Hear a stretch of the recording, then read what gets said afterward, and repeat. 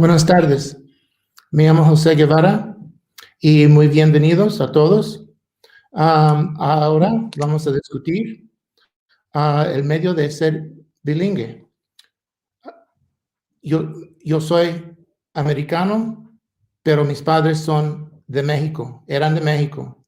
Mi papá del estado de Guanajuato, mi mamá, ella era del Distrito Federal. Y ellos se fueron para los Estados Unidos cuando eran jóvenes. Y ahí es donde empezó todo. So, I just want to be able to say thank you for giving me this time.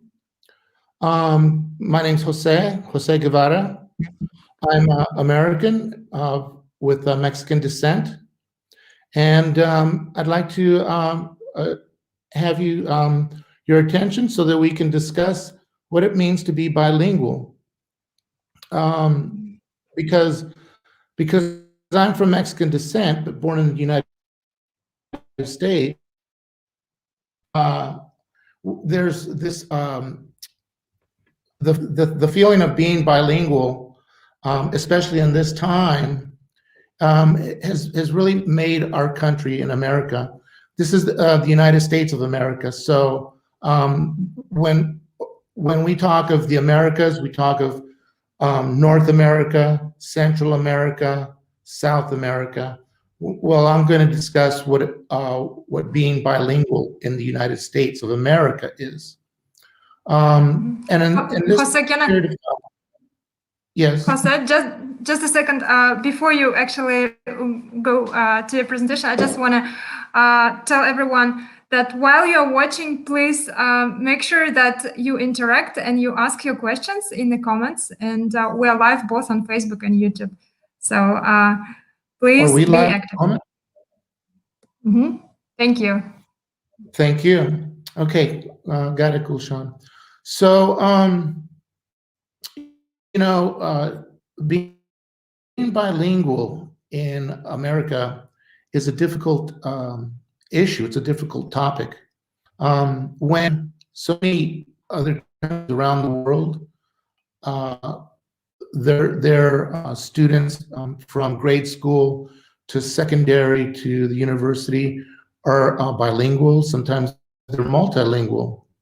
So in our country, in the United States, being bilingual, just speak, in my case, we speak Spanish, quite often we've been discriminated against because in our country, English is national language. Well, it's not the official language, okay?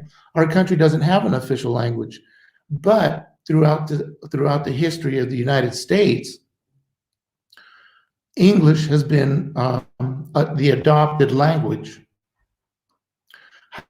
However, in the history from where I'm from, California, 200 years or more before the first Europeans arrived in America and eventually moved to the western part of the country, this was all Mexican territory and Spanish territory for over 200 years. The first explorers, the first conquistadores, discovered these lands and cultivated them, started missions, and the Spanish missionaries taught the native Indians, los indios, how to speak Spanish. So Spanish was the native tongue, aside from the Indian dialects, for many, many years. When the Europeans finally moved to the western part of the country,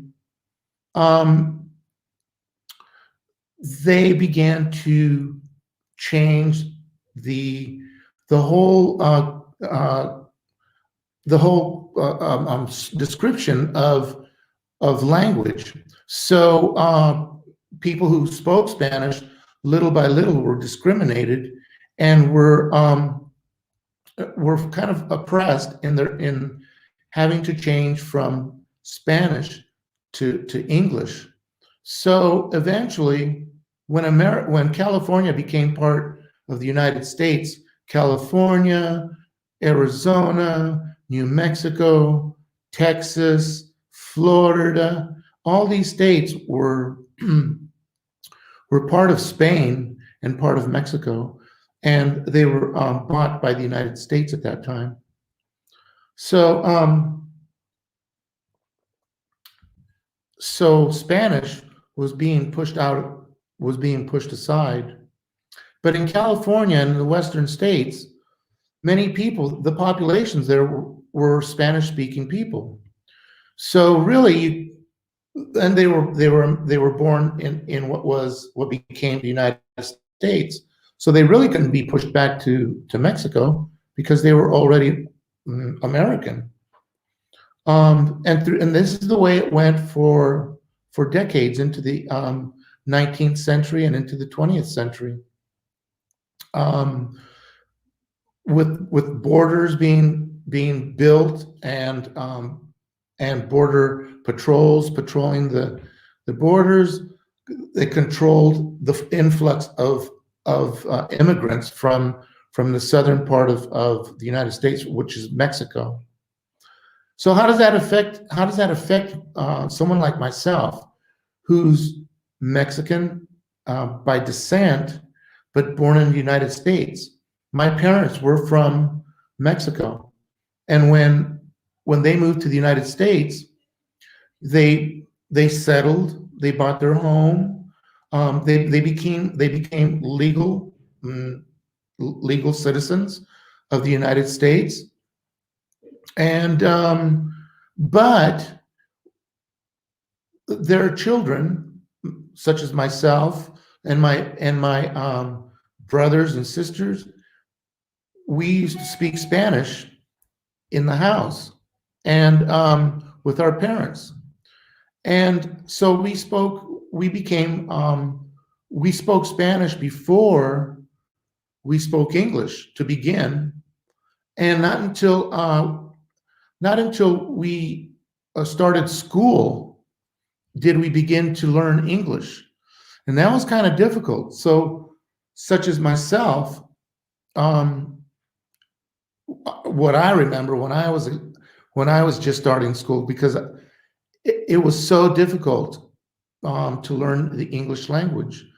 So, excuse me, I used to have to stay after school and practice on the board. I used to have to write my alphabets. I used to have to practice my words. I used to have to practice speech. And I used to do this like 2 or 3 times a week in my first years of grade school until I began to learn the English language.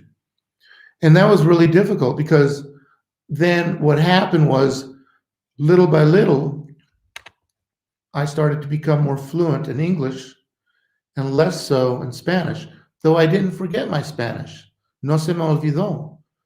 So little by little, as I grew older, I became more fluent. All of my brothers, my sister, we became more fluent in both languages. So we became bilingual. Our parents, though, our mom and dad, when they came to the United States, they really only knew Spanish. My father knew more English than my mom. My mom, she didn't speak any English at all, and until they raised us in the U.S. and little by little they learned, and often and really they came to the U.S. in the beginning to start a new life, to find better work and to raise a family, and they provided for us so that we could go to school, so that we could learn English, and so that we could communicate and be of help to both them and to ourselves. So really, their priority was work. They only learned English from their jobs or from associates, friends, people who knew English, they would learn a little bit. But really, my mom used to say, pues yo hablo inglés quebrado. And that meant, I spoke broken English. And this chart that's next to what I'm describing right now is a chart about the second generation, the generations that are born in the United States after their parents who initially come from Latin countries such as Mexico, Central America, Guatemala, Nicaragua, Costa Rica, South America, Colombia, from different countries. Those first generations come to the U.S., and the percentage of them, according to this chart, the percentage speak little English, and they mostly speak Spanish. Sometimes maybe 60% speak Spanish to maybe 35% who may speak both languages, but really only about 5% speak English coming into the U.S. So they used to depend on their offspring, on their children who would eventually grow, begin grade school, secondary, and off to college. And they were the ones who would become not only Spanish speaking, but English speaking as well. And in some cases, if they were really good at speaking languages, they became multilingual. My son, he speaks Spanish, English, he understands Portuguese, he's fluent in French, multilingual. So we're really fortunate to have that this type of child who can progress in languages like that. I hope someday he works for the United Nations. So what the advantage is, that's what the advantage of being bilingual is. Bilingual adults and children, they seem to have social, emotional benefits, like being able to show better self-control. They internalize negative states. They don't, they're less aggressive. They stress less. Their esteem is higher, and they have a greater tolerance. They have a greater tolerance for an understanding for other foreign-speaking languages and people of other countries. They're actually more tolerant. This is a really great quality. I would say that's an advantage of learning, growing up bilingual.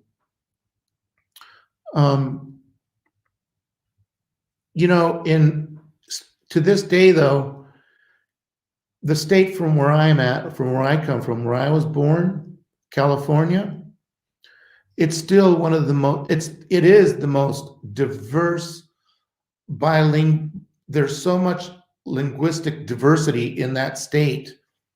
And the city of Los Angeles, which is it's an enormous metropolitan area, is considered a social and linguistic lab because so many different nationalities live in and around the city.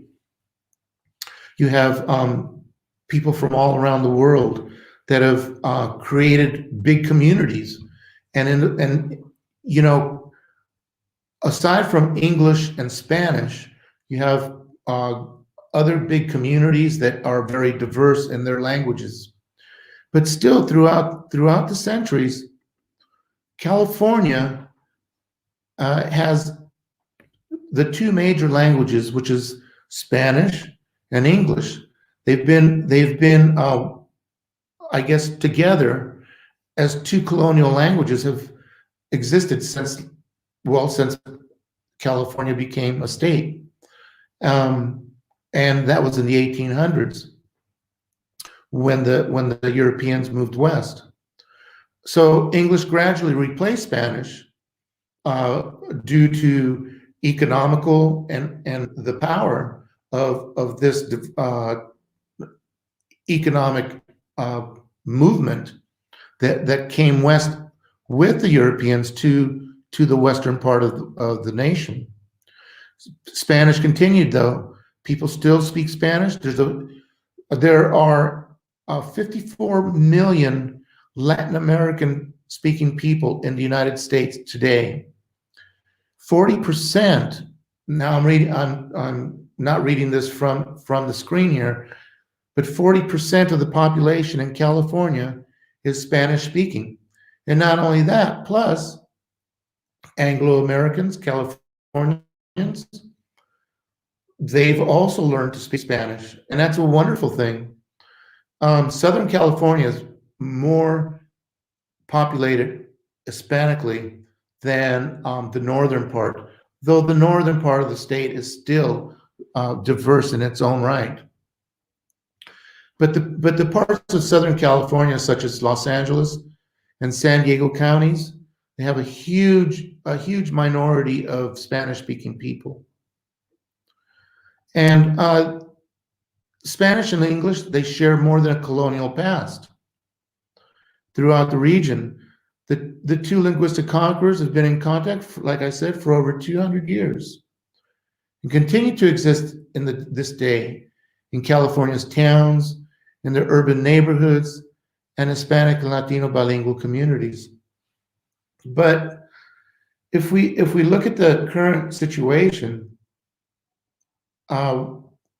the influx of Spanish people into the United States has really been overwhelming over the years. It's nothing new, and it's been a difficult situation to control the influx of the Latin population coming from the South. It's difficult. It puts a real strain on the United States. And really, the United States has taken drastic measures in more ways than one to control the influx of minorities from the Latin world. The last administration really took extreme measures to the point that it was really unthought of regarding the United States being a land made up of so many different nationalities that we call it the melting pot, and the diversity that exists in our country. So it's a big debate whether the United States of America can continue to coexist with so many different nationalities, and Spanish being the major minority in the country, for some reason, has threatened the Anglo population of the United States. And it's nothing new. It's always been a threat. And like I say, the United States doesn't have an official language, but has adopted English as its native tongue. And that's okay, because throughout the generations, the Hispanic generations gradually, like I mentioned earlier, may have started speaking only Spanish, but because of their offspring, they have gradually grasped the English language. And now more than the numbers are in reverse. More than 60 or 70% of Latin American communities, or speak the youth speak English, and a lot of them have adopted being English speakers more so than Spanish speakers. It's not a surprise, because in some cases growing up, they saw the stress that speaking Spanish used to put on their parents. their parents used to shy from having to speak their language so that their children could learn the English language and move on as English speakers. So many Latin people have lost their ability to be bilingual. They've assimilated into the United States, and they consider themselves American, which is fine. There's nothing wrong with that. But many have continued to hold on to their roots. Excuse me. Many have continued to hold on to their roots because traditions with their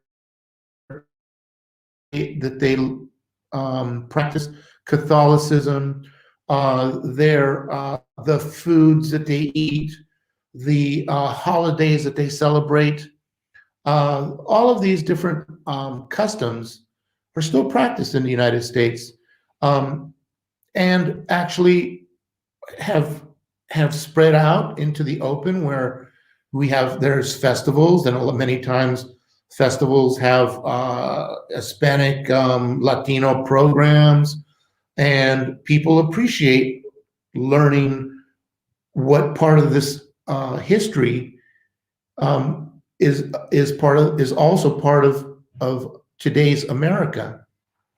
It's really a great feeling. So for me, growing up, my mom, she instilled in us, and maybe you can relate to this. I'm sure many of you can. Your parents sometimes are very proud, or they are very proud of their nationality, their country. They're patriotic, right? Well, my parents were also patriotic. They were proud to be Mexican, but because they were in search of a better life, they moved to the United States. But they were still proud, and they taught us, and we learned of that esteem that they used to share with us. And it was always, my mother used to say, don't ever be ashamed of your nationality, where your parents come from, and always hold your head up and be proud to speak both languages, because this is who you are. You're American born, but by blood and by your parents, you're from Mexican descent. So for me, that's something that I've always carried with me wherever I've gone throughout the world. I hold my head up, and I'm proud to be Mexican by birth, but American born. And it's not always easy to be proud of some things that not everybody agrees with, but you have to be able to show the best of where you come from. And you have to be able to share that with people. You have to be able to express not only that you're American born, but also that there's a different part of another culture instilled in you as well. And this is something that is unique. It's what makes the United States diverse. It's what makes us a melting pot. It's what makes us proud. But we also have to realize that we have to be able to respect both sides, because it's important that we not forget one or the other. It's important that we carry both with us all the time, because that's who we are. It's who we should be. And that's what I wanted to express with you. I wanted to express that if you are multilingual, or if you're bilingual or multilingual, be proud of that. It's one of the most beautiful things you could possess. It's something that no one can really take away from you. You have this unique quality, and it's something that you should be proud of and to share with other people. It makes for a better world to be able to share these qualities with everyone else. So I just want to say muchas gracias. Me encantó mucho de estar aquí con ustedes. Y si gustan, tienen preguntas, estoy abierto para sus preguntas. Por favor, dígame.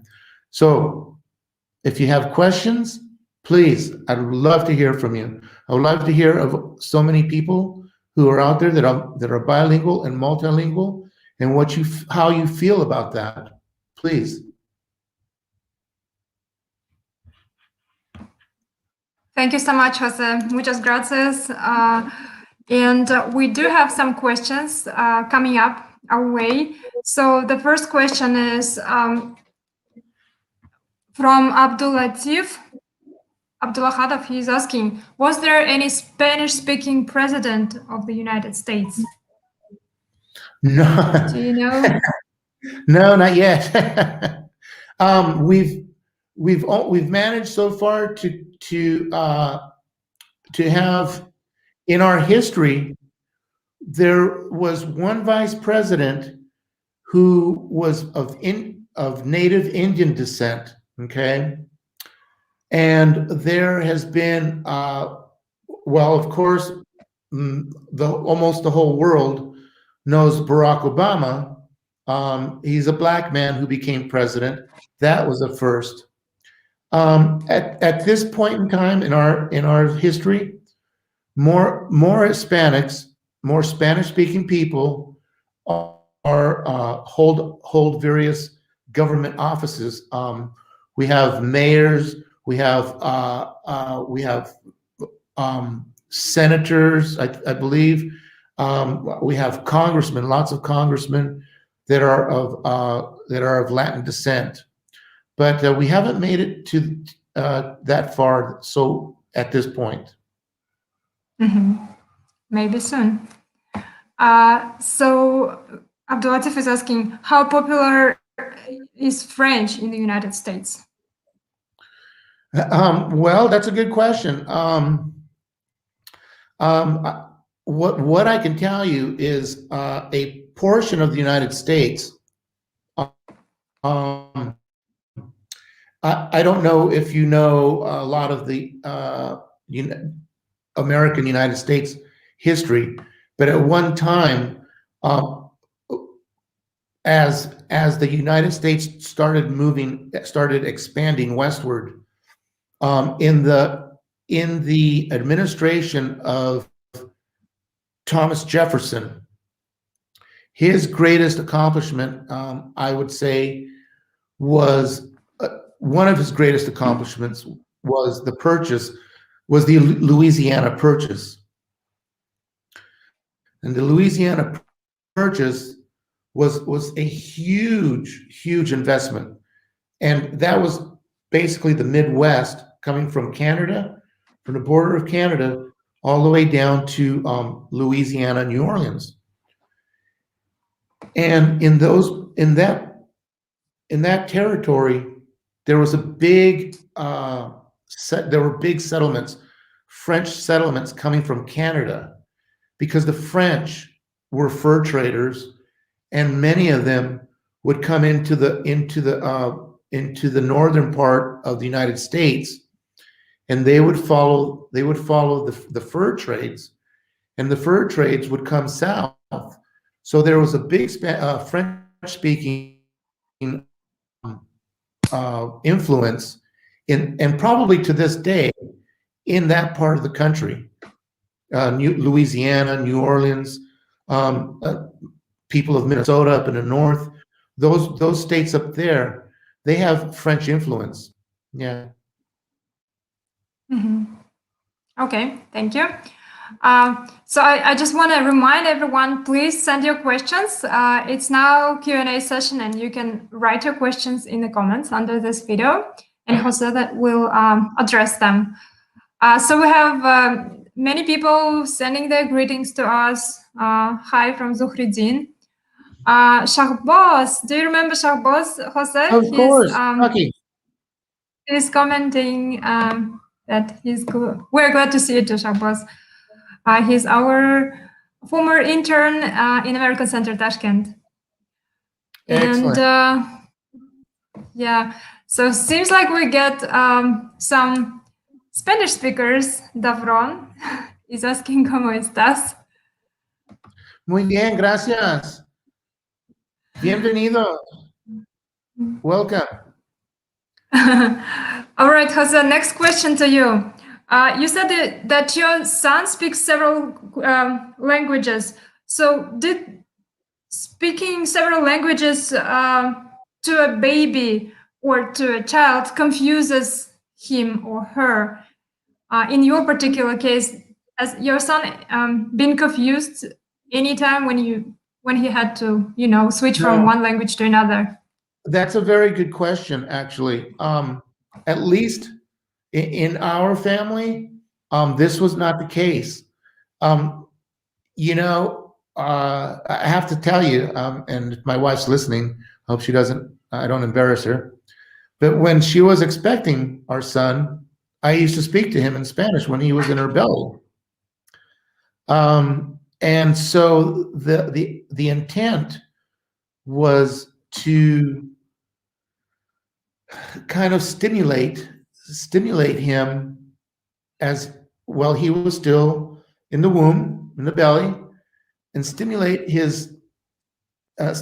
from outside to so that when as he was born and as he grew, he not only knew or not only did he have a feeling.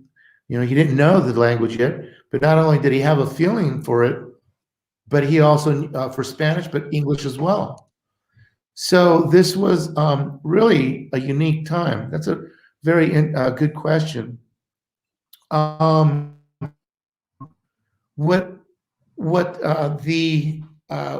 statistics say is that as children grow, in their preschool years, for a lower grade level and mid-grade levels, those are probably the most opportune times in the years where children can learn other languages without difficulty. As they get older, as they move into high school and into college, they lose that ability. It's not easy like it was when you're a child. When you're a child, they say they absorb everything like sponges, and it's really true.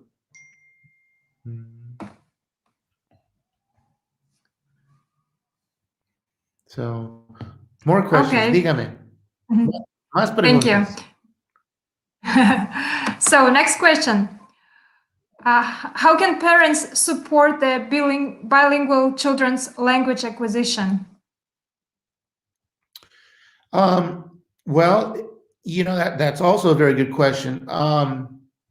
For instance, if you're a native speaker and you want your child to be bilingual, it's best to speak to them your native tongue right from the beginning, right when they're born. I mean, there's no time to say, oh, well, let's wait until they learn to speak. That's no. If you wait until then, you'll never teach them. You have to do it from the very, very beginning, from the moment they come out. It's really special. It's magic that you actually show your children that you want them to speak your native tongue, to not be ashamed of your native language, to be proud of your native language. Like I was saying earlier, my mom used to say, look at, I don't speak English, but I'm going to speak Spanish to you. And when you go to school, you can learn the English language. Well, we kind of, that's very simple, but it really, there's truth to it. Because we learned Spanish in the house at first. Also, it's important to support them in programs. Many people that have a knack for speaking languages, for learning languages, many people learn by watching novelas, the Spanish speaking channels. I've spoken to so many people who are not Spanish. They're not Spanish. They're not Mexican. They're not from the Latin world, but they speak really good Spanish. And I've asked, well, how did you learn to speak Spanish? Well, one of them was through the novelas, the telenovelas, and also through recordings, through books. I used to read books to my son as he was when he was just a baby. I used to to read to him, to put him to bed. I used to read to him Spanish books, Spanish children's books. Like I don't know if the who's this the Muppets. Sometimes they're in Spanish. Different cartoons, they're in Spanish. Sometimes also family would learn. Our first tour in the Foreign Service, we moved to a French Creole speaking country. We moved to Haiti, and the housekeeper, all of the staff, we had a gardener, we had a nanny, we had a housekeeper. They all spoke French, and my wife said, "Look, don't confuse him by speaking Creole and French. If you're going to speak to him, speak one language only. Speak to him in French. That would be the preferred language that we would like for you to speak to him." And it worked. It actually worked. Not only because we put him in a French preschool, and then when we went to our next post, when we moved to another country, we continued. We put him in a French elementary school, and he continued to speak French. And so it was interesting because we were in a country where at this elementary school, almost no one spoke English. I mean, no English at all. So he was forced. There were many different children, diverse children at the school, and the only common language was French. So it was really good for them to build their French skills growing in this manner. It was really unique because no one spoke English. So they were German, they were Spanish, from Spain, or from other European countries. And so none of them spoke the same language, but one, and that was French. So they were able to communicate this way. So there's various ways to teach, to support your child if you want them to continue to learn another language, such as Spanish or French or Russian, or, in this case, in this part of the world, Russian, Korean. You have to support them. Right. Thank you, Jose. These are great hints. And actually, this is very important right now because in our country, we have so many bilingual families. And this conversation about learning a second language, a third language or not is a huge one currently, actually. So moving on to our next question. Let me see. What are the challenges of being bilingual? And are there any challenges? There are many challenges. Like I was mentioning to you before, currently in our country, and it's it's not so much something to be proud of. It's actually something to be worried about, really, in our country currently, and that's discrimination. And this was kind of built up due to the previous administration. We had in our country, we had had racial tension, racial discrimination, well, throughout its history, really.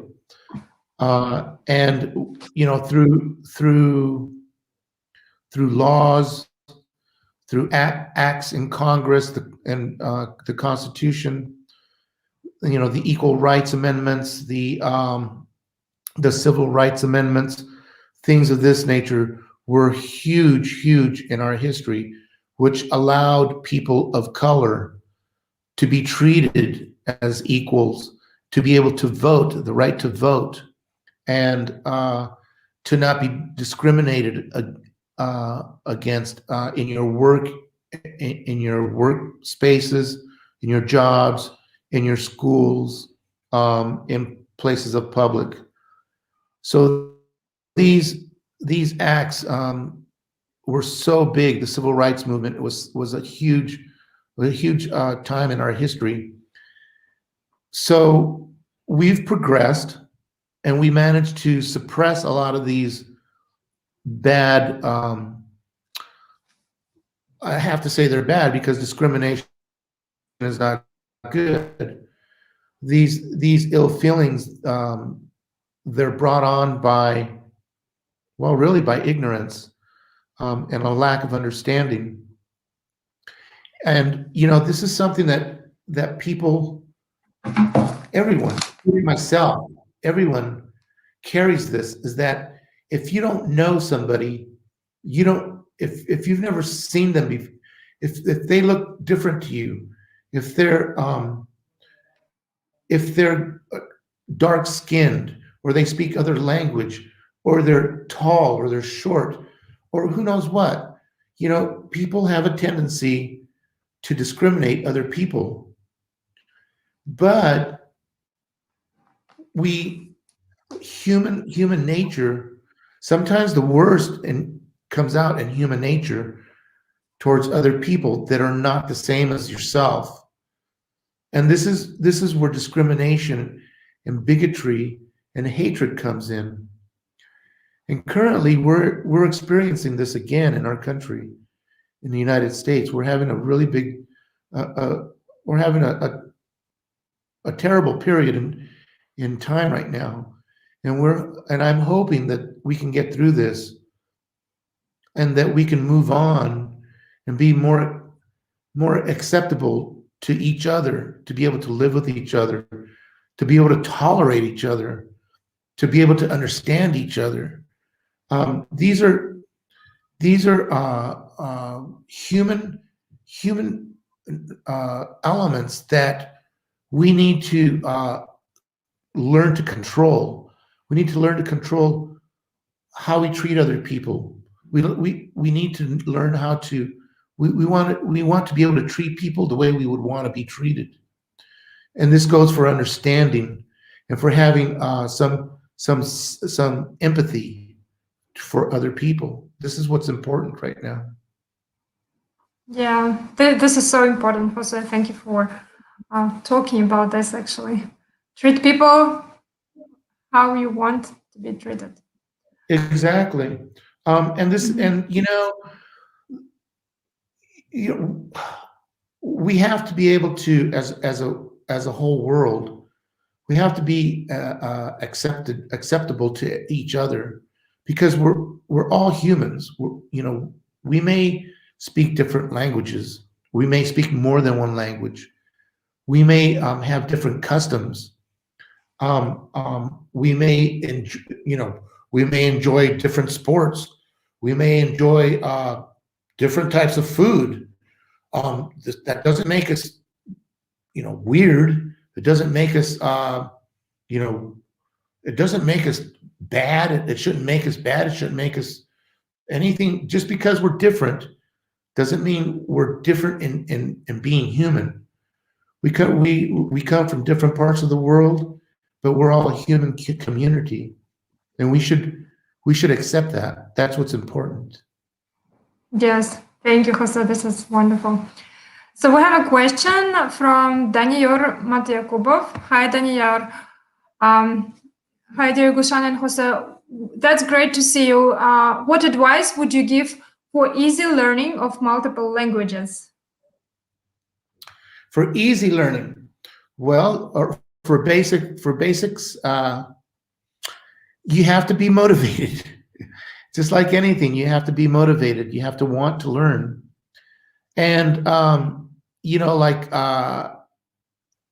my Russian teacher would say to me, if you take 15 minutes a day, or every other day, or two times a week or something like this, take 15 minutes of your time to practice, because practice is important. And if you really feel strong, you're like, okay, I need to learn this language, and the only way I'm going to do it is if I go to a country where they speak this language, and this is where I'm going to plant myself until I learn how to learn this language. For instance, if I wanted to learn French, well, what should I do? Start maybe buying some text, basic text with the basics. Nowadays, Google is wonderful. What is it? YouTube. YouTube is a way to go. And then and meet people, who have your same interests, and have group sessions where you practice the language, and you try not to speak your native tongue, but try to speak the language that you want to learn. Language groups are really good as well. So there's lots of tools nowadays to learn a language, or almost like anything. It's like if you want to learn to play the piano, you have to practice, and you have to practice diligently. This is what I suggest. Yeah, that's exactly. Yeah, that's great. All right. So next question is coming from Dania Hasanova. She's asking, as we speak about languages, what do you think about translation skills? Did you have an experience in this?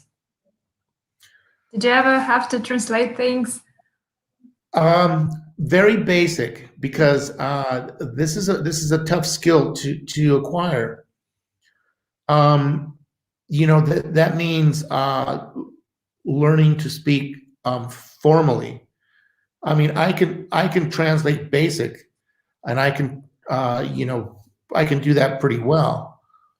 But in a environment, in a professional environment, not too sure. You have to really. I think this is also something that you go to school for. You have to really master your language in order to become like a translator, if that's what you're getting at. But otherwise, if there's someone who doesn't speak English, and someone that doesn't speak Spanish, if I step into the middle of them and they need to communicate, I can be like the middle person and share what one has to say. I could do that. Yeah, thank you. Looks like many people are trying to learn languages. So, question from Muslima Ahmedova: what is the most important thing in learning new language? What's the most important thing? Mhm. I would say you need to learn the grammar so that you can understand your you have to learn the grammar, and you have to learn your past, present, and future tenses to be able to express yourself properly. Mhm. So learning the grammar is important, and I think once you learn the grammar, just like anything, if you really want to learn, I think the first things are like any language. If you're in a country and you feel like, okay, it's only fair that if I'm in Uzbekistan, I need to either learn, Uzbek, or I need to learn Russian. So because it's only fair that as a host country, I should try to understand the host country and not the other way around. Because then that's like, that's like me being too good,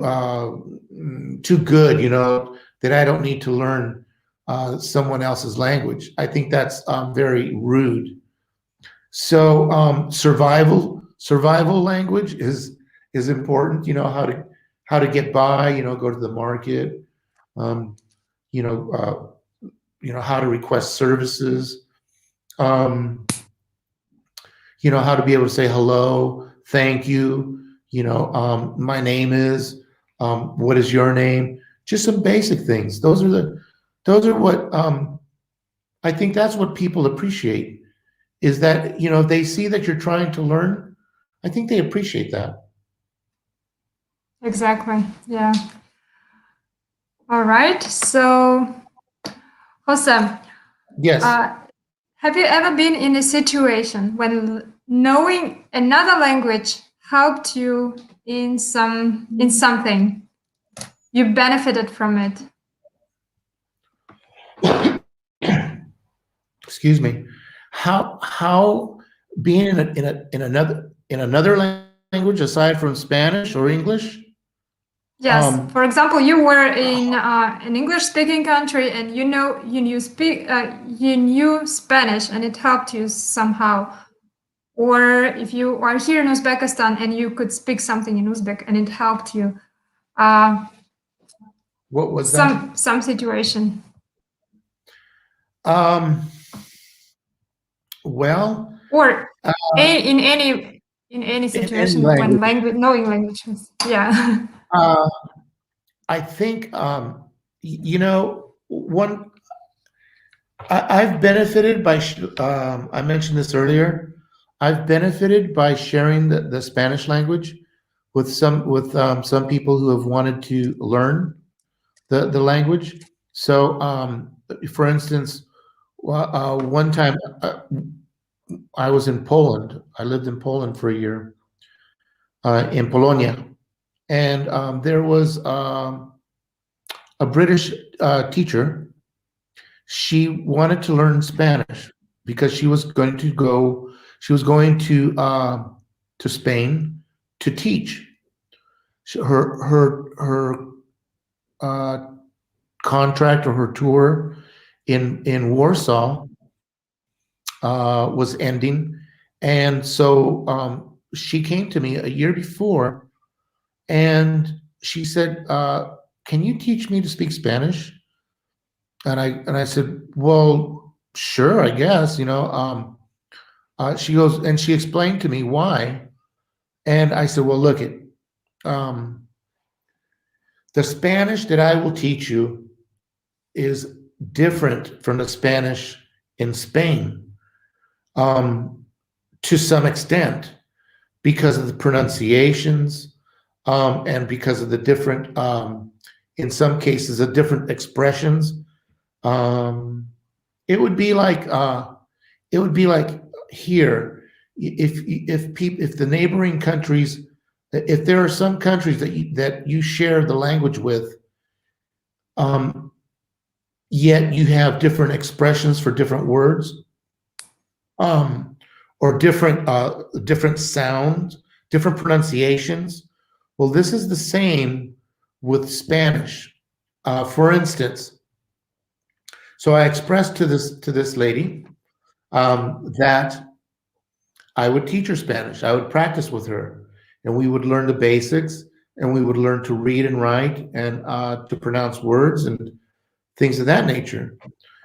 In Spain, Castilian is the native tongue, and the first los conquistadores who explored and conquered the New World, South America, Mexico, the Caribbean, the Latin world. This is where they took their language. They took Castilian to the New World, and this is the language that everyone has learned. That is Latin speaking, that Spanish speaking countries. But throughout the generations, throughout the centuries, you know, the European Spanish is different. It sounds different. Many words are expressed differently, have different meanings. They're pronounced the same way, but people use them in different manners. So this is what I expressed to her, because it's really interesting that you know, Spanish in Spain is different from Spanish in Mexico. Spanish in Mexico is different from Spanish in America. Spanish from South America is different from Mexico. Spanish from the Caribbean, like Puerto Rico, Cuba, the islands in the Caribbean, their Spanish is different. Some difference from Argentina. Argentina speaks a different language. Argentina speaks a language similar, is very, very, very tied into the Castilian language of Spain. Very, very similar. This is probably the one country that is very similar to Spain, is Argentina. So I expressed this to this lady, and she said, that's fine. She goes, but I just need to learn. So, you know, and I said, okay. So we managed to do this for a year, and I was very happy and actually very proud to have been a part of her, you know, her goal of learning Spanish. That's wonderful. Jose, we have a question. If you could tell us about Spanish culture, I think Latin American culture. Unfortunately, we don't have much time. If you could squeeze it into like essence about, yes. Well, okay, so the Spanish culture, the Hispanic culture in the Western Hemisphere, from my experience and from my Mexican background, there's so much influence in the United States that it's really, I mean, it will never be pushed aside. It will never be rid of, because it's definitely it's a part of the United States. Whether some sections of it don't want to agree with that, it's there and it's never going to go away. The culture, the food, the music, the people. I mean, just like here in Uzbekistan, it's just really a beautiful culture. It's lively, and the food is always delicious. My Mexican cuisine is very delicious, let me tell you. Wow, wonderful. And also, I want to tell everyone that if you want to continue this conversation about Latin American culture, next Friday, same time at 6 p.m. Tashkent time, we're going to have Wendy Cluzon, Jared Rodriguez, Marco Belmar, and Caroline Mesa talking about Latin American culture in the US and Mexico. So wow, you guys can join us. Yeah. Jose, thank you so much. That was so interesting. And that was really important to hear what you think about being bilingual. And I just want to tell everyone that don't be afraid to learn languages. It's never bad to speak several languages. It's great.